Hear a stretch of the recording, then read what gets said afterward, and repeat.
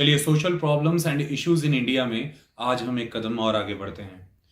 हम backward caste, tribes and classes की lecture series cover कर रहे हैं और उसमें आज हम अब जो हमारा लास्ट लेक्चर था उसमें हम आपको उन इश्यूज़ के साथ छोड़ गए थे जो इन एरियाज़ को लेकर के अब तक ऑब्जर्व हुए, चाहे वो पॉलिटिकल सेटअप की बात हो, चाहे वो सोशल इंडिकेटर्स की बात हो, इकोनॉमिक डेवलपमेंट की बात हो। हमने उन इश्यूज़ को समझा। लगभग 7 पॉइंट्स मैंने आपको अंडरस्टैंड कराए इश्यूज़ यानी कि क्रिटिसिज्म से, उनसे जुड़े समाधान भी उसमें बताया। आज हम उसी प्रक्रिया को आगे बढ़ाएंगे और हम आज ज़ाज़ा कमेटी की रिकमेंडेशंस को भी डिस्कस करेंगे, क्योंकि मैं पिछले लास्ट 2-3 लेक्चर से इस कमेटी का जिक्र कर रहा था। वो कमेटी आपको समझ आए उसके लिए आपको उतना तैयार करना था, जो मैंने आपको कर दिया। और अब हम अंतिम चरण में हैं शेड्यूल्ड और ट्राइबल एरियाज़ की इस लेक्चर सीरीज़ में।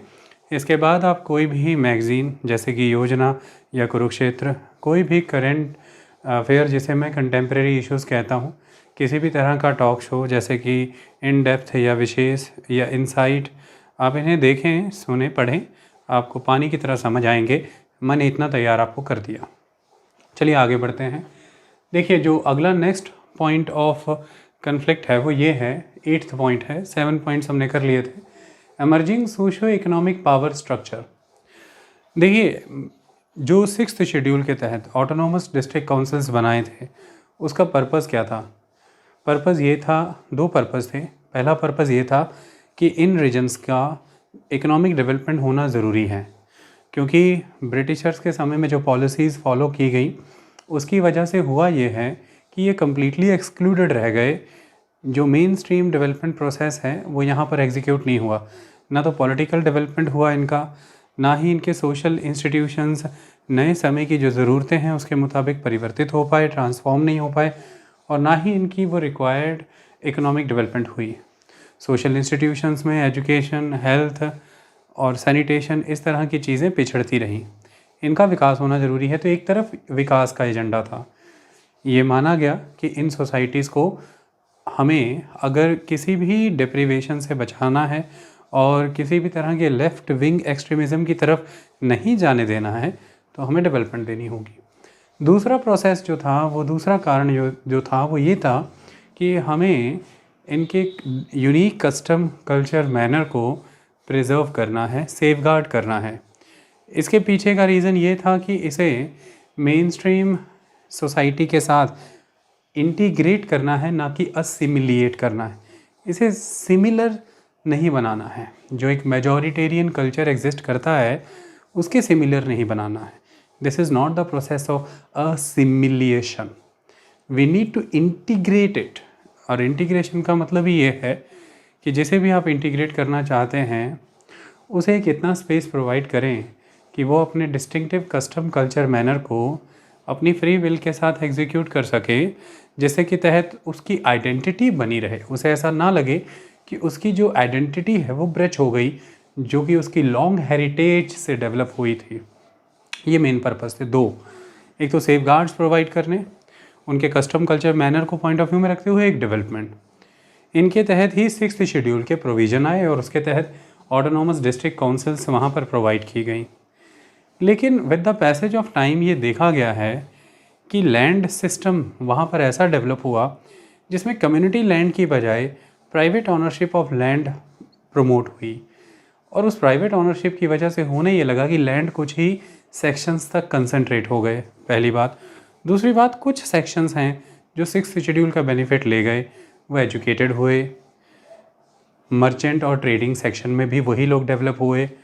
तो ये पाया गया कि आज की डेट में जो वो एजुकेटेड सेक्शन है, जो एक ब्यूरोक्रेटिक सेगमेंट है स्टेट मशीनरी के तहत, जो वहाँ पर ब्यूरोक्रेटिक सेटअप प्रोवाइड किया जाता है, जैसे कि डिप्टी कमिश्नर और बाकी पोजीशंस वहाँ तक एक्सटेंड होती हैं, या स्टेट गवर्नमेंट में जो भी ब्यूरोक्रेसी एग्जिस्ट करती है, तो एक ब्यूरोक्रेटिक सिस्टम एग्जिस्ट करता है।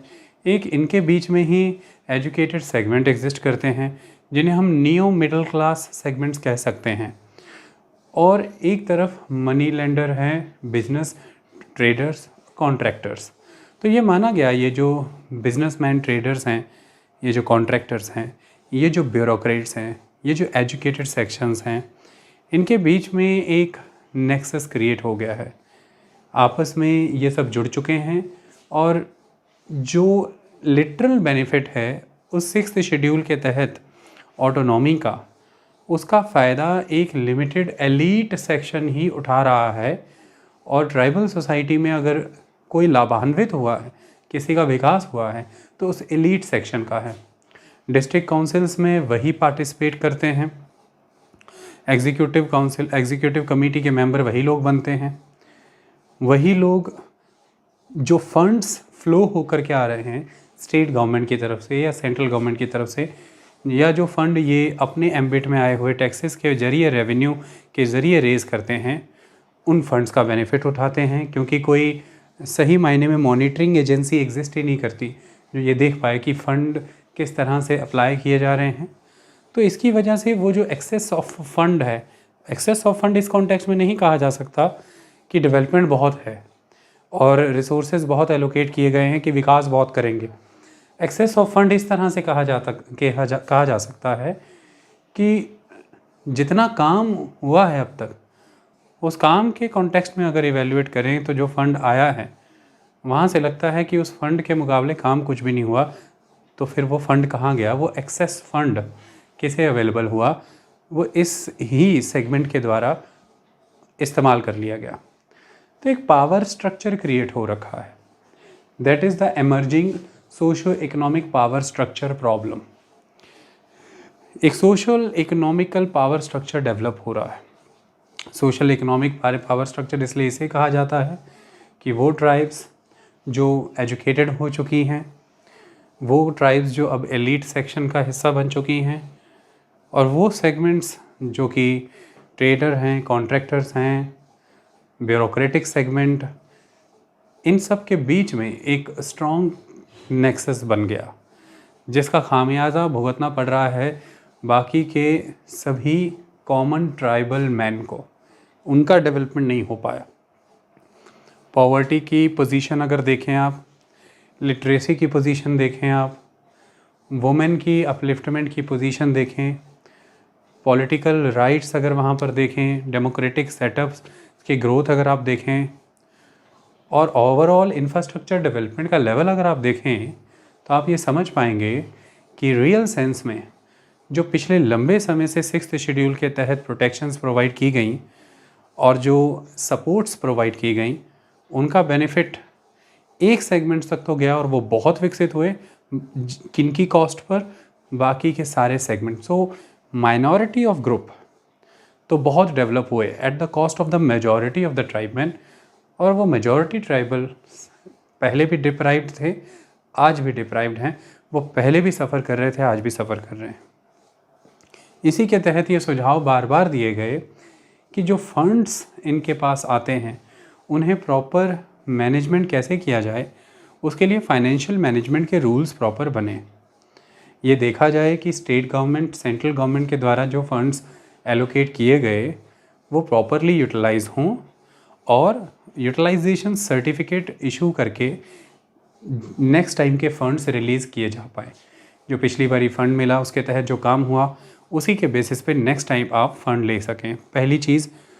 और रेगुलर फ्लो ऑफ फंड्स हों, उसके लिए ये कहा गया कि बदलाव किया जाए 6th शेड्यूल में, और स्टेट गवर्नमेंट के ऊपर एक ऑब्लिगेशन लगाई जाए कि उसे फिक्स्ड टाइम पीरियड के तहत ही मैंडेटेड ग्रांट इन एड्स, जो ग्रांट्स इन एड मैंडेटरी हैं जो उन्हें देनी है, वो उन किश्तों को, उन पैसों को समय पर रिलीज़ करें, ताकि वो जो सेगमेंट अभी भी डिप्राइव्ड है वो पैसा उन पर लग सके। और राइट फाइनेंशियल मैनेजमेंट की वजह से राइट प्रोजेक्ट ऑफ डेवलपमेंट वहाँ पर एग्जीक्यूट होंगे, जिनसे भी उनका विकास होगा। ऑडिटिंग एजेंसीज़ के अंडर इसे लाने की बात मैंने आपको पिछले लेक्चर में बताई थी। उसका भी पर्पज़ यही है कि ये देखा जाए कि concentration of wealth even tribal society के भी अंदर ना हो, कि कुछ सेगमेंट्स ही वेल्थ को कंसंट्रेट ना करें। इसके लिए रेगुलर ऑडिटिंग होनी बहुत ज़रूरी है, जिससे ही ट्रांसपेरेंसी आएगी, अकाउंटेबिलिटी आएगी, और जिसके वजह से ही रियल सेंस में 6th शेड्यूल के जो प्रोस्पेक्ट थे, जो इमेजिनेशंस थी, वो डिलीवर होंगी। हेल्थ इंफ्रास्ट्रक्चर का डेवलपमेंट होगा, एजुकेशन का डेवलपमेंट होगा, रोड्स और अदर ऑक्यूपेशन के सोर्सेज डेवलप होंगे, इंफ्रास्ट्रक्चर डेवलपमेंट होगा इन एरियाज़ का, स्किल डेवलपमेंट करना बहुत ज़रूरी है इन एरियाज़ का, उस पर भी हम बात करेंगे। और जब ये होगा तो ही वहाँ की सोसाइटीज़ अपने कस्टम कल्चर मैनर को भी डिफेंड कर पाएंगी, चेरिश कर पाएंगी।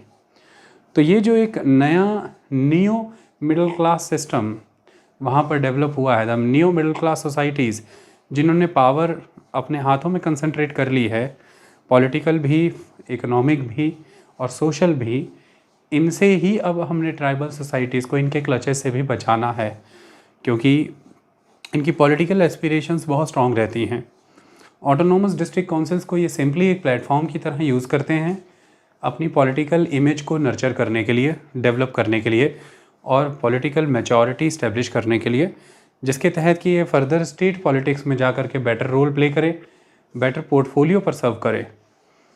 तो एक तरह से ये अपनी ऑटोनोमस डिस्ट्रिक्ट काउंसिल्स की पोजीशंस को लेवरेज भी करते हैं, यानी कि पॉलिटिकली मैनोवर करते हैं, इस्तेमाल करते हैं राज्य सरकारों से, राज्य सरकार की जो पार्टियां हैं उन पार्टियों से कई तरह के सत्ता के लाभ प्राप्त करने के लिए और कई तरह की पॉलिटिकल पोजीशनिंग के लिए, जिसके तहत ये राज्य के स्तर की राजनीति में अच्छा दर्जा प्राप्त कर जाए।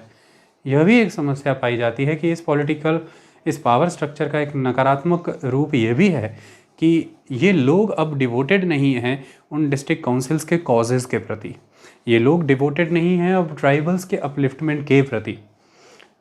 अदरवाइज़ जितने टास्क इनको अब तक प्रोवाइड किए गए थे उसके तहत ये माना गया कि जितने भी डेवलपमेंट की वहाँ पर प्रोजेक्ट्स हैं उनको लेकर के किसी भी लेवल पर, डिसीजन मेकिंग के लेवल पर या फिर बेनिफिशरीज़ को आइडेंटिफाई करने के लेवल पर, कहीं पर भी माइक्रो लेवल पार्टिसिपेशन कहीं नज़र नहीं आती। कोई प्रोजेक्ट की प्लानिंग करनी है, कोई इंफ्रास्ट्रक्चर स्कीम लेकर के आनी है, बेनिफिशरीज़ जो हैं किसी स्कीम के उन्हें आइडेंटिफाई करना है, इस लेवल पर हमें कहीं पर भी जो लार्जर ट्राइबल सोसाइटी है उसकी पार्टिसिपेशन नज़र नहीं आती। इसी से हम ये कह सकते हैं कि फिर ग्रास रूट लेवल तक डेमोक्रेसी नहीं पहुंची और यही एक रीज़न है कि पावर स्ट्रक्चर इमर्ज होता है, क्योंकि फिर वेल्थ एक सेगमेंट तक कंसंट्रेट होती है और फिर ये भी एक तरह का स्ट्रेटिफिकेशन है सोसाइटी में, the new educated middle classes, the rich classes and the old custom bound tribal society. तो ट्राइबल्स में भी स्ट्रेटिफिकेशंस इस तरह की क्रिएट हुई हैं और ये भी ट्राइबल समाज के लिए नकारात्मक है। इसी के लिए फिर लंबे समय से सुझाव भी दिया गया कि ये कोशिश की जाए कि विलेज लेवल पर जो इंस्टीट्यूशंस एग्जिस्ट किया करती थी, क्योंकि जब ऑटोनोमस डिस्ट्रिक्ट काउंसिल्स नहीं आए थे, 6th शेड्यूल के प्रावधान नहीं थे, तो सही मायने में देखा जाए तो ट्राइबल सोसाइटीज़ की बॉटम अप अप्रोच फॉलो होती है। ये top to bottom approach follow नहीं करते। बॉटम अप अप्रोच का मतलब ये है कि एक इंडिविजुअल से एक फैमिली से एक क्लैन से एक पूरी की पूरी सोसाइटी, यानी कि पूरा का पूरा विलेज इस्टेब्लिश होता है। तो नीचे से ऊपर की ओर ये बढ़ता है। इनकी प्लानिंग भी इसी तरह से नीचे से ऊपर की ओर बढ़ती थी। प्रिमिटिव टाइम से लेकर के अब तक सोसाइटीज़ इनकी इसी तरह से मैनेज होती रही हैं, इसलिए इनमें डाइवर्सिटी बहुत है। जनसंख्या में कम होने के बावजूद भी 705 ट्राइबल ग्रुप्स हैं। उसका रीज़न ही ये है। ऐसे में जो सबसे बड़ा इंस्टीट्यूशन हुआ करता था फाइनेंशियल रिसोर्सेज को मैनेज करने का, ऑक्यूपेशनल प्रोसेसेस को डेवलप करने का, फॉरेस्ट और अदर रिसोर्सेज को मैनेज करने का, वो विलेजेस हुआ करते थे। तो विलेज लेवल पर मैंने आपको बताया कि लोकल चीफ हुआ करते थे और वो लोकल चीफ ब्रिटिशर्स के समय में भी एग्जिस्ट करते थे, जिन्हें कि ब्रिटिशर्स के ही ऑफिशियल डम ने, यानी कि ब्रिटिशर्स की ब्यूरोक्रेसी ने करप्ट कर दिया था। वो एक अलग चर्चा का विषय है, वो कितने करप्ट हुए या कितने नहीं हुए। बट मेन आस्पेक्ट ये है कि सोसाइटी की बात करें, पॉलिटिक्स की बात ही करें या इकोनॉमी की बात करें, उसका जो सेंट्रल यूनिट है, वो सेंट्रल जो प्लेटफॉर्म है इन सब चीज़ों को एग्जीक्यूट करने का, वो विलेज हुआ करते थे। लेकिन जब 6th शेड्यूल आता है और उसके तहत डिस्ट्रिक्ट काउंसिल्स आती हैं, तो विलेजेस ही इग्नोर हुए, क्योंकि डिस्ट्रिक्ट को एक यूनिट माना गया और काउंसिल्स डिस्ट्रिक्ट लेवल पर दी गई, विलेज लेवल पर नहीं दी गई। जो चीफ्स हुआ करते थे उनकी सक्सेशन कैसे होगी, इसके अधिकार तो मैंने आपको बताया 6th शेड्यूल के तहत डिस्ट्रिक्ट काउंसिल्स को दे दिए गए। सक्सेशन ऑफ द हेडमैन और द चीफ पर्सन्स। लेकिन मेन एस्पेक्ट उन विलेजेस लेवल पर सोशल, पॉलिटिकल, इकोनॉमिक, कल्चरल क्या राइट्स होंगे डिसीजन मेकिंग के, पार्टिसिपेशन में, लॉ मेकिंग में, ये कहीं पर भी निर्धारित नहीं हुआ। इसी के लेवल पर बड़े स्तर पर जो लार्जर सेगमेंट है ट्राइबल सोसाइटी का, उसका पार्टिसिपेशन का लैक हो गया, उसका पार्टिसिपेशन हो नहीं पाया।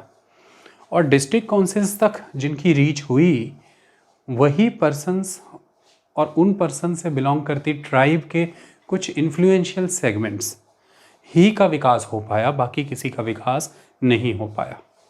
यहाँ पर समस्या आती है। तो इसीलिए फिर आपने देखा कि 125th कॉन्स्टिट्यूशनल अमेंडमेंट बिल 2019 इस बात को प्रपोज करता है कि डेमोक्रेसी ग्रास रूट लेवल पर लेकर के जानी है। पंचायती राज इंस्टीट्यूशंस तो चाहे नहीं लागू करेंगे, लेकिन पंचायती राज इंस्टीट्यूशंस जैसे डेमोक्रेटिक प्रोसेसेस यहाँ पर पहुँचाने होंगे। इसलिए वहाँ पर विलेज काउंसिल और म्यूनिसिपल काउंसिल प्रपोज किए गए। रूरल एरियाज़ जो आते हैं इनके तहत, उनमें विलेज काउंसिल्स और अर्बन एरियाज़ के लिए म्यूनिसिपल काउंसिल्स प्रपोज किए गए।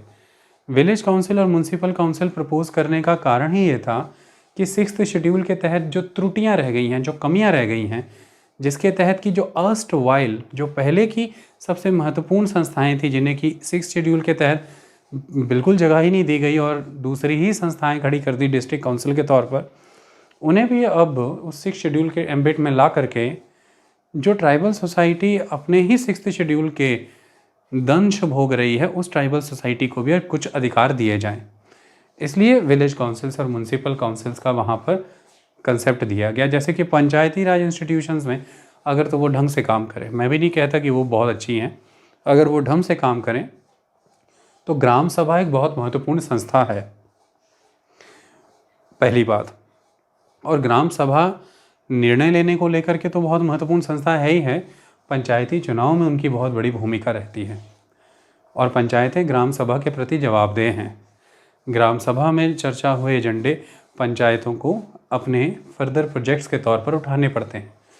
तो जैसे ग्राम सभा के स्तर पर प्रत्येक ग्रामवासी की पार्टिसिपेशन को इंश्योर किया गया है, इसलिए इसे लोकल सेल्फ गवर्नमेंट कह करके पुकारा गया है, ग्राम स्वराज्य के तौर पर इसे हम जानते हैं। इसलिए इसे रिप्रेजेंटेटिव नहीं, पार्टिसिपेटरी मैकेनिज्म कहा गया है, जहां पर प्रत्येक गांव का वासी, यदि जो एडल्ट है वो पार्टिसिपेट कर रहा है नियम बनाने में, अपने प्रति जो उसको प्रभावित करती हुई राजनीतिक, सामाजिक, आर्थिक, सांस्कृतिक नीतियां हैं, वो उनमें अपनी सहभागिता दे रहा है। ऐसा मैकेनिज्म है वहाँ पर। ऐसा ही मैकेनिज्म पंचायती राज इंस्टीट्यूशंस जैसा इन 6 शेड्यूल एरियाज़ में देने की प्रयास अब किए जा रहे हैं, जिसकी लंबे समय से ज़रूरत है। लेकिन इसे भी यदि किया जाए तो सही इच्छा के साथ हो तो ही ये प्रभावी बन पाएगा, उन क्षेत्रों को वो दे पाएगा जिनकी उन्हें आवश्यकता है। लेकिन इसकी आज बहुत बड़े स्तर पर आवश्यकता है, तभी ये नया उभरता हुआ पावर स्ट्रक्चर ख़त्म हो पाएगा। अदरवाइज़ हम ये देख पाएंगे कि उन 6th शेड्यूल का बेनिफिट उठा करके कुछ ऐसे घराने, कोई एक ऐसा नया समाज वहाँ पर विकसित हो जाएगा जो कि फिर इन परपेचुअली ही इस 6th शेड्यूल के उन रिजिड और एक समय में आउटडेटेड हो चुके प्रोविजंस को कंटिन्यूअस बनाए रखने के लिए लगातार उन ट्राइबल सोसाइटीज़ का सपोर्ट मोबिलाइज करने के प्रयास करता रहेगा। और विकास के कार्यक्रमों को, जो भी ऐसी नियम और परिवर्तन होंगे जो कि उन ट्राइबल सोसाइटीज़ का भी लाभ कर सकते हैं, उनको हमेशा कन्फ्रंट करता रहेगा, क्योंकि इनके प्रिविलेजेस, इनके बेनिफिट्स, इनकी ग्रोथ उस सिस्टम से जुड़ी हुई है जो सिस्टम अब तक एग्जिस्ट कर रहा है। उसमें परिवर्तन ला करके यदि उन आदिवासी समाज के लोगों तक भी लाभ पहुंचाने की कोशिश की गई जो अब तक वंचित हैं, तो इनको बहुत दर्द हो जाएगा, यहाँ पर समस्या पैदा हो जाएगी। That is the important aspect. ये भी एक इशू इन क्षेत्रों में है। लैंड मैनेजमेंट, मैंने अभी यहाँ पर बताया, लैंड एक सेंट्रल एस्पेक्ट है। देखिए, जब आप ट्राइबल सोसाइटी की बात करते हैं, मैंने आपको पहले ही एक्सप्लेन किया कि लैंड बहुत ही सेंट्रल है to the culture, custom, manner, to the economy, to the tradition and the polity of tribal society. ज़मीन तो 6th शेड्यूल के तहत ज़मीन से जुड़े हुए अधिकार लैंड का occupation, land holding, land allotment, land use, ये सभी अधिकार जो हैं वो डिस्ट्रिक्ट काउंसिल्स को दिए गए, अगर तो वो लैंड रिज़र्व फॉरेस्ट नहीं है तो। सबसे पहले तो रिज़र्व फॉरेस्ट कैटेगरी बाहर कर दी गई है, उसमें से अनरिजर्व्ड फॉरेस्ट को, लैंड को ये मैनेज कर सकते हैं। लेकिन अब इस लैंड में एक समस्या का कारण ये है कि समय के दर समय, ब्रिटिशर्स के समय से ही ये सिस्टम इंड्यूस कर दिया गया था कि लैंड में प्राइवेट प्रॉपर्टी वैल्यू इंस्टिल कर दी गई थी। अदरवाइज ट्राइबल सोसाइटीज आज दिन तक ऐसे चलती आई थी कि उनकी ज़मीन कम्युनिटी लैंड हुआ करती थी, सारे की सारी कम्युनिटी का कॉमन लैंड हुआ करता था, और उस कॉमन लैंड पर डेवलप होने वाली चीज़ें, विकसित होने वाले जितने भी पेड़ पौधे या जो भी पदार्थ उनको वहाँ से मिलते थे, जो भी वहाँ पर तालाब थे, झरने, झील, जो भी वहाँ पर एग्जिस्ट करता है, उस पर पूरे के पूरे उस आदिवासी समाज का अधिकार हुआ करता था। तो कम्युनिटी राइट्स बहुत इम्पॉर्टेंट हैं इन ट्राइबल सोसाइटी की आइडेंटिटी के लिए। बट फिर 6th शेड्यूल के तहत परिवर्तन करते हुए प्राइवेट प्रॉपर्टी राइट्स भी इंड्यूस किए गए। जैसे ही private property right system induce किया गया, कम्युनिटी राइट सिस्टम कॉम्प्रोमाइज़ होता नज़र आया। कम्युनिटी राइट सिस्टम अगर स्ट्रेंथन रहेगा तो ये बात क्लियर है कि उसका लाभ समस्त समाज को मिलेगा, और समाज में जब लाभ प्रसारित होता है तो ये नहीं देखा जाता है फिर कि कौन बाहुबली है जो किसी नियम प्रावधान का लाभ उठा लाए और कौन कमज़ोर है जो लाभ अपने दम पर नहीं ले सकता। जब समाज के प्रति आप नियम बना करके कोई सामाजिक संसाधनों से लाभ प्रदान करते हैं तो फिर वो सबको मिलता है, प्राप्त होता है। इसके तहत जो भी कमज़ोर वर्ग होते हैं वो सशक्त होते हैं, जो भी वीकर सेक्शंस हैं वो एम्पावर होते हैं। ये इम्पॉर्टेंट चीज़ है। लेकिन जब प्राइवेट प्रॉपर्टी राइट्स इसमें इंड्यूस किए गए तो धीरे धीरे प्राइवेट प्रॉपर्टी की वजह से लैंड में वैल्यू इनहेरिट होने लगी, और लैंड में जब वैल्यू इनहेरिट होने लगी तो लैंड एक सोर्स बना आपकी पॉलिटिकल पावर का, अथॉरिटी का, सुपीरियरिटी का, सोसाइटी में आपकी सुपीरियर पोजीशन का, आपकी स्ट्रॉन्ग इकोनॉमी का। और जैसे ही आप धन संपन्न हुए तो सामाजिक रुतबा भी बढ़ता है, तो आपकी सुपीरियर सोशल पोजीशन का भी। इसके तहत कम्युनिटी लैंड कॉम्प्रोमाइज़ हुए बड़ी तेज़ी से, और इसमें भी उन नियो मिडिल क्लासेस का बहुत बड़ा रोल है।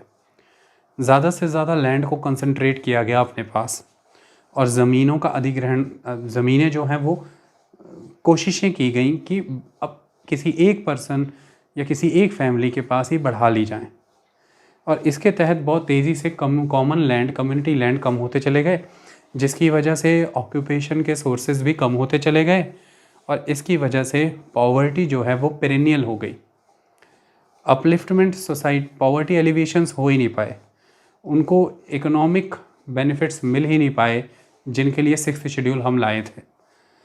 और उनकी 6th शेड्यूल के प्रोटेक्शन के नाम पर, क्योंकि आउटर सोसाइटी को वहाँ पर एंट्री की परमिशन नहीं है, डेवलपमेंट के प्रोजेक्ट्स या बाकी चीज़ों को लेकर के वहाँ पर अनुमति नहीं है, ज़मीन के नियम डिस्ट्रिक्ट काउंसिल्स मैनेज करेंगी, और डिस्ट्रिक्ट काउंसिल्स में दबदबा जिन परिवारजनों का चलता है उसके तहत लैंड प्रैक्टिसेस, लैंड मैनेजमेंट को लेकर के नियम फिर उसी तरह के बनाए जाते हैं, जिससे लाभ उन कुछ घरानों को हो रहा है जो नया डेवलप्ड पावर स्ट्रक्चर में बड़ा स्टेक रखने वाले सेगमेंट्स हैं। तो इसके तहत जो राज्य है और जो केंद्र है और जो बाहर बन रहे नियम हैं वो इन क्षेत्रों में प्रभावी नहीं हो पा रहे, इन त्रुटियों को सही नहीं कर पा रहे, और इसी ऑटोनॉमी का फ़ायदा उठा करके उन लैंड मैनेजमेंट की प्रैक्टिसेस पर कंट्रोल जो प्राप्त है डिस्ट्रिक्ट काउंसिल्स को, उसका लाभ उठा करके उस डिस्ट्रिक्ट काउंसिल के अंदर अपना वेस्टेड इंटरेस्ट प्रमोट करने वाले जो सेगमेंट्स हैं, वो एक बहुत बड़ा कारण है आज की डेट में कि तेज़ी से आमदनी के जरिए ज़मीन पर अधिकार, जंगलों पर अधिकार कम होता जा रहा है बाकी आदिवासी समाज के लोगों का। यकीनन इसके पीछे राज्य सरकारों का भी बहुत बड़ा हाथ है। जब राज्य सरकारों से पूछा जाता है कि इन क्षेत्रों का विकास क्यों नहीं होता, तो राज्य सरकार ये कह देती हैं कि इन क्षेत्रों के प्रति बने हुए वह कानून जो हमें इन क्षेत्रों में जाने से रोकते हैं, इनर लाइन परमिट जैसे लॉज, जिसके तहत न टूरिज़्म का विकास हो रहा है, ना एंटरप्रेन्योर इन एरियाज़ में इन्वेस्टमेंट के पर्पसेस से आ रहे हैं। ये सारी चीज़ें ना होने की वजह से हम यहाँ पर विकास नहीं कर पा रहे हैं, डेवलपमेंट नहीं कर पा रहे हैं। लैंड होल्डिंग को लेकर के, लैंड यूज़ प्रैक्टिसेस को लेकर के नियम कानून बनाने की शक्तियाँ डिस्ट्रिक्ट काउंसिल्स के पास हैं, हम उसमें हस्तक्षेप नहीं कर पाते हैं। ये एक आस्पेक्ट है। तो इस तरह से राज्य सरकार अपनी जिम्मेदारियों से पल्ला झाड़ देती है। और दूसरी तरफ जो डिस्ट्रिक्ट काउंसिल्स हैं, वहाँ पर यह क्लैरिटी इस्टेब्लिश नहीं की जाती कि लैंड होल्डिंग्स की टाइप किस तरह की वो प्रमोट कर रहे हैं, house hold holdings, community holdings या प्राइवेट इंडिविजुअल होल्डिंग्स, किस तरह की होल्डिंग्स को वो सपोर्ट कर रहे हैं। इसको लेकर के क्लियर कट लॉज नहीं इनेक्ट किए जाते और प्राइवेट लैंड परचेज के सिस्टम को प्रमोट किया जाता है, जिसी के तहत ये नुकसान विकसित हो रहा है। सो लैंड मैनेजमेंट एक बहुत बड़ा इशू है इन क्षेत्रों में। यदि लैंड का प्रॉपर डेवलपमेंट किया जाए, यानी कि जो मेन एजेंडा वो इन सोसाइटीज़ के कस्टम कल्चर मैनर को प्रोटेक्ट करना था और इन्हें लार्जर सोसाइटी के साथ इंटीग्रेट करना था, 6th शेड्यूल में कुछ इस तरह के परिवर्तन किए जाएं जिन परिवर्तनों के तहत इनके कस्टम कल्चर मैनर को प्रोटेक्ट करते हुए यदि इन क्षेत्रों का विकास किया जाए, land holding practices, land use को लेकर के जो लॉज हैं उन्हें इस तरह से बनाया जाए कि जो बाहरी निवेशक हैं वो वहाँ आकर के निवेश कर सकें, एंटरप्रेन्योर्स, कॉरपोरेट्स वहाँ पर आएँ, इन्वेस्ट करें और उस लैंड को डेवलप करें। अब आप ये कहेंगे कि इसी वजह से तो 6th शेड्यूल बनाना पड़ा और एंटरप्रेन्योर्स और कॉरपोरेट्स लंबे समय से डैम्स के नाम पर, माइनिंग के नाम पर, इंडस्ट्रियल डेवलपमेंट के नाम पर, अर्बनाइजेशन के नाम पर फॉरेस्ट क्लियर करते आ रहे हैं, इनके एरियाज़ को बर्बाद करते आ रहे हैं और जिसकी वजह से बहुत बड़े स्तर पर इन लोगों का उस क्षेत्र से माइग्रेशन भी होता है, उनका लैंड डिटेरिएट होता है, उनके फॉरेस्ट डिफॉरेस्ट कर दिए जाते हैं, उनकी ऑक्यूपेशन हार्म होती है, उनका लैंड ग्रैब किया जाता है, उनके ऑक्यूपेशन को हार्म किया जाता है, उन्हें वहाँ से विस्थापित कराया जाता है। यही तो रीज़न है ट्राइबल सोसाइटीज़ को ख़त्म करने का, जिसकी वजह से ये प्रोटेक्शंस दी गई और ज़मीन उनके कंट्रोल में दी गई। ये एक इम्पॉर्टेंट चीज़ है। लेकिन मैंने आपको यह चीज़ भी यहाँ पर क्लियर की कि विकास भी बहुत ज़रूरी है। हमने यही एजेंडा मान करके 6th शेड्यूल लाया था कि उन क्षेत्रों का विकास होना चाहिए। अब यदि उन क्षेत्रों में ही कुछ सेगमेंट्स उन लॉज का बेनिफिट उठा करके धन संपन्न हो चुके हैं और बाकी सेगमेंट्स अब उसका लाभ नहीं उठा पा रहे हैं, तो फिर वहाँ पर भी हमें डिस्ट्रीब्यूशन ऑफ वेल्थ कराना होगा। ये एक इम्पॉर्टेंट चीज़, और डेवलपमेंट लानी पड़ेगी ताकि नई लाइवलीहुड्स क्रिएट हो, नई एम्प्लॉयमेंट वहाँ पर जनरेट हों। तो उसका सबसे पहला तरीका यह है कि उन लोगों को स्किल्ड बनाया जाए। तो फिर वहाँ पर जब किसी तरह के डेवलपमेंट प्रोजेक्ट्स कोई बाहरी कंपनीज़ लेकर के आती हैं, यानी कि ट्राइबल क्षेत्र के बाहर के लोग अगर वहाँ पर कोई विकास का कार्यक्रम लाते हैं, उस विकास के कार्यक्रम की प्लानिंग में डिस्ट्रिक्ट काउंसिल्स को इंक्लूड किया जाए और वो प्लानिंग निचले स्तर से शुरू हो, यानी कि विलेज काउंसिल्स के लेवल तक, ताकि ट्राइबल सोसाइटी का उसमें पार्टिसिपेशन हो। फिर अगर कोई माइनिंग से रिलेटेड, डैम से रिलेटेड, किसी भी तरह के इंडस्ट्रियल बेल्ट को डेवलप करने को रिलेटेड अगर कोई पॉलिसी बनती है, तो उसमें आदिवासी समाज की सहभागिता यदि रहेगी right from the stage of the policy making related to that project, तो वो बेटर वे में अपने कंसर्न्स प्रेजेंट कर पाएंगे अपने कस्टम कल्चर मैनर को प्रोटेक्ट करने को लेकर के, और किस तरह से उनका लैंड, उनके फॉरेस्ट, उनकी वो कल्चर कस्टम मैनर भी प्रोटेक्टेड रहे, ये भी आइडियाज़ वो सुझा पाएंगे डेवलपमेंट प्रोजेक्ट को लेकर के। ऐसे में आप ये कहेंगे कि एंटरप्रेन्योर सिर्फ तब आएगा जब उसके प्रॉफिट मार्जिन्स सिक्योर रहेंगे। प्रॉफिट मार्जिन्स कितने सिक्योर करने हैं, ये एक इम्पॉर्टेंट चीज़ है। जब एक समय पर ये दिखेगा कि हमें इन एरियाज़ में एक्सेस ही मिलता नहीं है, उसके कंपैरेटिवली जब एक्सेस मिलना शुरू हो जाएगा, तो उसके लिए जो पहले वाले प्रॉफिट मार्जिन से उन्हें कॉम्प्रोमाइज़ करना भी कोई बड़ी बात नहीं। प्रॉफिट्स होने ज़रूरी हैं, लेकिन प्रॉफिट मार्जिन्स इतने हो जाएं कि आप एक देश के अंदर ही एक ऐसा नेशन बना दें उन लोगों का जो इतने सुपर अल्ट्रा रिच हो जाएं, ये भी ज़रूरी नहीं है। तो हमें इतना भी भयभीत और परेशान नहीं होना चाहिए कि प्रॉफिट मार्जिन्स क्या हों। जो एंटरप्रेन्योर है, यदि वो गांधीयन आइडियोलॉजी के बेसिस पर ट्रस्टीशिप थ्योरी पर चलना शुरू कर दे कि वो ट्रस्टी है लोगों के रिसोर्सेज का, उन्हें डेवलप करके उन्हें लोगों की लाइफ को भी अपलिफ्ट करना है और नेशन के लिए वेल्थ भी क्रिएट करनी है और भविष्य के लिए आने वाली पीढ़ियों के लिए संचित नहीं करना है, तो कोई समस्या नहीं होगी। तो इसलिए यहाँ पर सिस्टम ऑफ ट्रस्टीशिप इंड्यूस करना पड़ेगा। नेचुरली इसमें स्टेट गवर्नमेंट को एक इम्पॉर्टेंट रोल प्ले करना पड़ेगा और वो इस तरह से प्ले होगा कि genuine mobilisation of aspiration of the tribal society करना पड़ेगा, जिसमें कि उनकी पार्टिसिपेशन ज़रूरी है। और उन ट्राइबल सोसाइटीज़ को सेंसिटाइज करना पड़ेगा कि आपकी डिप्रीवेशंस के यही रीजंस हैं कि यहाँ पर विकास नहीं हो रहा, क्योंकि यहाँ पर नया निवेश नहीं आ रहा, इन्वेस्टमेंट्स नहीं आ रही, नई साइंस नई टेक्नोलॉजी नहीं आ रही और बदलते समय के साथ आप बदल नहीं पा रहे हैं, विकास के स्तर पर, विकास के पथ पर नहीं जा पा रहे हैं, जबकि आप अपने कस्टम कल्चर मैनर को प्रोटेक्ट रखते हुए ये कर सकते हैं। अब तक समस्या यही रही कि आपके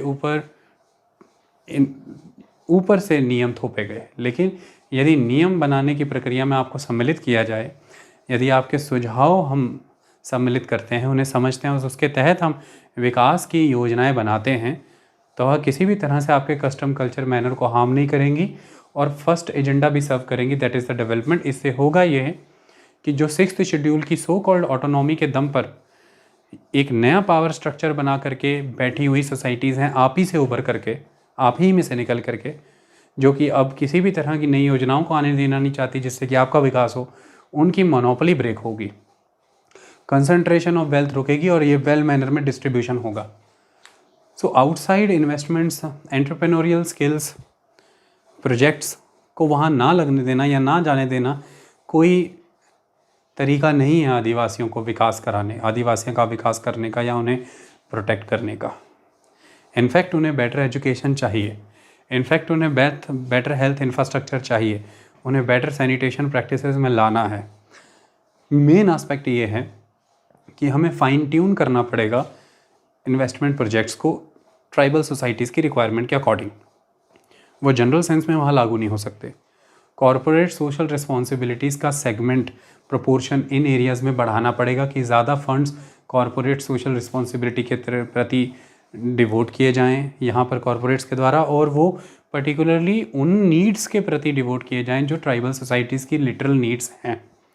ट्राइबल्स का स्किल डेवलपमेंट करना बहुत ज़रूरी है यहाँ पर। अगर उन्हें कम होते हुए फॉरेस्ट, जिनसे कि जो प्रिमिटिव टेक्निक्स के साथ जो प्रोडक्शन है वो भी कम हो रही है, तो कम होती हुई प्रोडक्शन, कम होते हुए वन क्षेत्र, इनके तहत भी अगर उनकी बढ़ती हुई आबादियों को हमें सर्वाइव कराना है तो नेचुरली उन्हें हमें न्यू ऑक्यूपेशन के सोर्सेज देने पड़ेंगे। और ये सब तब होगा जब वो लैंड मैनेजमेंट बेटर मैनर में होगी, और लैंड मैनेजमेंट बेटर वे में तब होगी जब आप उस 6th शेड्यूल की ऑटोनॉमी के बेनिफिट्स को उन पर्टिकुलर एलीट ट्राइबल सेक्शन से बाहर ला करके सारे आदिवासी समाज की भलाई के लिए लैंड के फुल पोटेंशियल को यूटिलाइज करेंगे।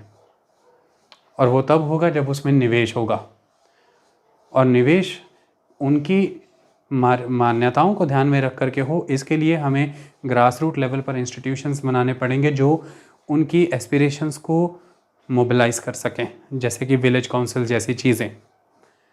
और ये सब आदिवासी समाज अपना भला समझ सकें, उसे जिन चीज़ों की आवश्यकता है वो उन मांगों को आगे आर्टिकुलेट करके रख सके, इसके लिए हमें उन्हें इन पॉलिटिकल इंस्टीट्यूशंस के तौर पर एजुकेट भी करना है कि वो किस तरह से यहाँ पर काम करें।